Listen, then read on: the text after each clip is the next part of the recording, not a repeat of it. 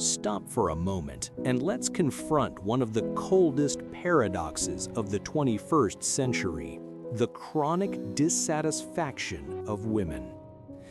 Modern women possess more freedom, power, and choice than any generation in history. Financial independence, sexual liberation, unprecedented control over their lives. Theoretically, this should be the happiest generation of women ever. But what is the reality? Anxiety, depression, and a pervasive sense of emptiness are skyrocketing.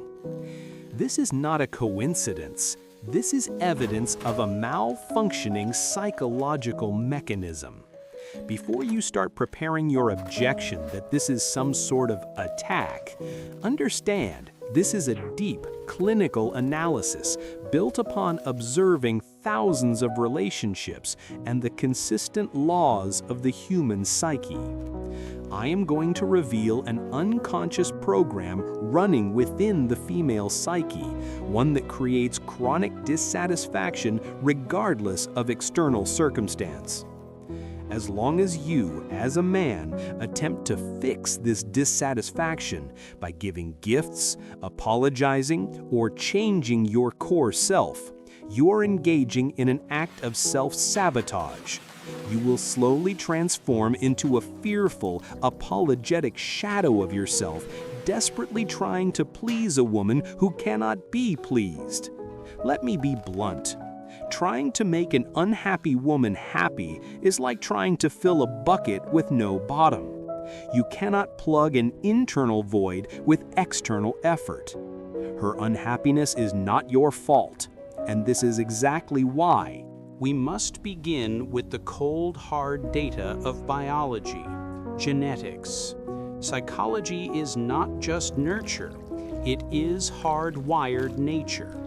Approximately 50% of personality traits, including the fundamental inclination towards optimism or pessimism, are hereditary.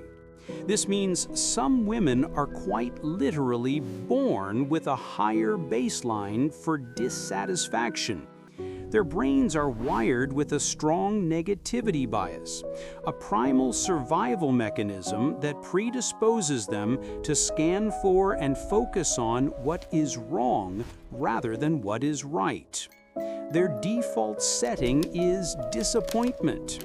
She can be given paradise, yet her mind will instantly focus on the one small imperfection in the garden.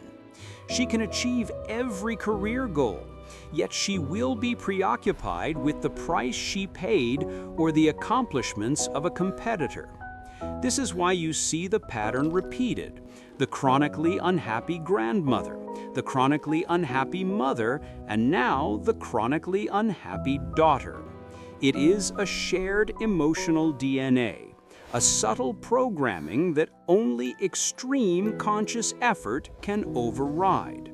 If she does not actively fight her biology, you cannot win against it. The second, more damaging layer comes from childhood programming. Psychoanalysis, particularly concepts like repetition compulsion, shows we are unconsciously driven to recreate the emotional dynamics and dysfunctions we experienced in our earliest years. The unhappy woman often carries one of two profound internal scripts: a dysfunctional relationship with the father, emotional unavailability, inconsistency, or absence creates a deep core wound and an unconscious belief that men will always disappoint me. Witnessing the mother's dissatisfaction, she internalized that chronic complaining is the normal state of womanhood in a relationship. She is not seeking happiness, she is seeking familiarity. She chooses partners who either reenact her old wounds, the disappointing man, or she creates conflict to force a good man to become disappointing. This is the compulsion to repeat in action. She is unconsciously self-sabotaging stability because chaos feels like home. You attempt to bring her peace, but her psyche is magnetically drawn back to her emotional war zone. You are not fighting her, you are fighting the ghosts of her past and the dysfunctional programming she inherited. Excessive stability and safety can generate a deadly boredom for a psyche that has been conditioned on high emotional intensity. If there is no external struggle, the mind will create an internal one. Many women are psychologically addicted to emotional intensity rather than emotional peace. When life is smooth, they begin to scan for flaws, manufacture conflict, or test boundaries simply to feel alive and engaged. The calm, providing man becomes boring. The unstable, emotionally inconsistent man provides a surge of artificial vitality. She is using the relationship as a vehicle for emotional regulation, and you are simply the ride she uses. Her need for drama is a defense mechanism against the terrifying emptiness she feels when everything is calm.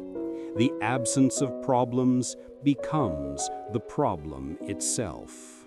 Our culture has moved from one that values meaning and responsibility to one obsessed with self-gratification and emotional entitlement. The princess complex. Women are promised a Prince Charming and a fairy tale life. The healing myth. She expects marriage or a committed relationship to magically heal all her childhood wounds and fill her internal holes. When love and stability fail to make her feel complete, she doesn't blame her internal lack.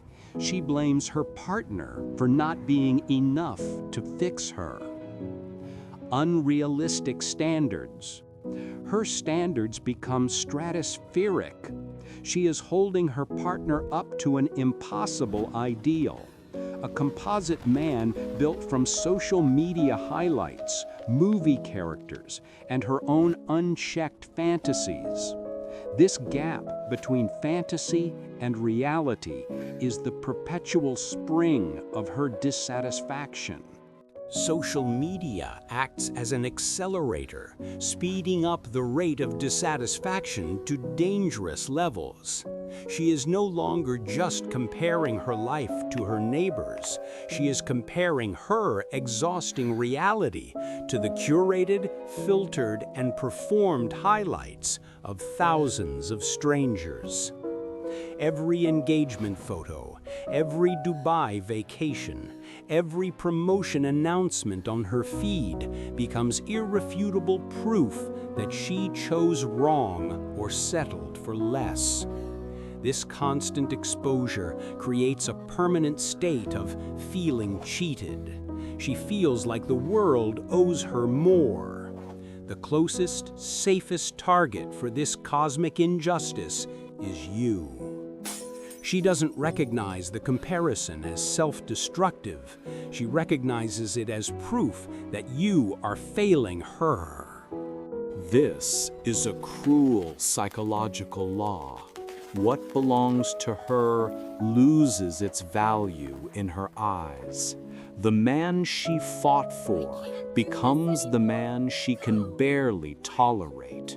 His stability that was attractive becomes boring. His predictability that was comforting becomes stifling. His attention that was romantic becomes suffocating or clingy. She does not recognize this as her own internal pattern, a constant need for novelty and intensity. She thinks he changed. She is constantly seeking the grass is greener, not because the grass is actually greener, but because the act of seeking and craving provides a stimulating form of dissatisfaction preferable to accepting a steady, peaceful reality. Many women are taught to wear masks from an early age, to be agreeable, easygoing, and sexually open in order to secure a relationship. This creates a state of deep insincerity. After the wedding, when the mask comes off, she is angry at having had to pretend for so long, and she is angry at him for not having seen through the mask in the first place. Performance is exhausting. Exhaustion breeds resentment, and resentment manifests as chronic dissatisfaction. She is unhappy because she is not being real, but she cannot be real because she believes her real self would not be chosen. She remains trapped in a performance that makes both her and her partner miserable. The modern therapy culture has paradoxically reinforced chronic dissatisfaction. Instead of teaching gratitude, accountability, and acceptance of imperfection, it encourages the pathologizing of everything, seeing trauma everywhere, and blaming childhood for adult choices. This breeds therapeutic narcissism, an endless focus on one's own wounds and needs, with zero awareness of how their unhappiness impacts others. She doesn't learn to heal. She learns a more sophisticated psychological language to justify her complaints. He is not just disagreeable, he is gaslighting her. He is not just tired after work, he is emotionally unavailable. The culture has given her the tools to be dissatisfied in an intellectually authorized way. Men look closely at the cost. Millions of good men are being reduced to a shell of their former selves in a futile effort. They spend the best years of their lives, years that should be spent building their purpose, confidence, and character, trying to placate an unquenchable emotional thirst. They walk on eggshells, apologize for their existence, lose their self-respect, and sacrifice their masculine identity to manage a perpetual state of dissatisfaction. They think that if I just try harder, provide more, or love better, she will finally be happy. This is the ultimate misunderstanding. Her unhappiness is not a signal that requires you to change. It is a symptom of internal dysfunction. You are not the cause, and you are not the cure. The liberating truth is simple, yet fiercely difficult to accept. Her happiness is her responsibility. The simple truth test. Was she happy before you met her? Does she display a pattern of happiness in other areas of her life? Work, friends, hobbies? Does she take clear responsibility for her own emotional state? Does she practice gratitude more often than craving? Does she hold realistic expectations aligned with reality? If the answer is no to most of these questions, then you are with a chronically dissatisfied person, and your efforts are nullified. The only solution for you is psychological withdrawal. Cease self-blame.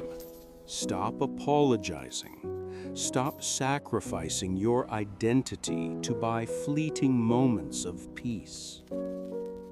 Establish iron boundaries. Accept that she has a right to her feelings, but you have a right not to be dragged into her drama. When the drama begins, withdraw calmly and neutrally. Refocus on purpose. Rechannel the energy you spent trying to make her happy back into building your own purpose, character, and integrity. You cannot change her unconscious programming. You can only control your reaction to it. Happiness is a conscious choice that requires internal work, the surrender of fantasy, and the acceptance of responsibility. Until she chooses to do that work, she will remain unhappy, regardless of who she is with, how much money she has, or what she achieves. Understanding this does not fix her problem, but it sets you free.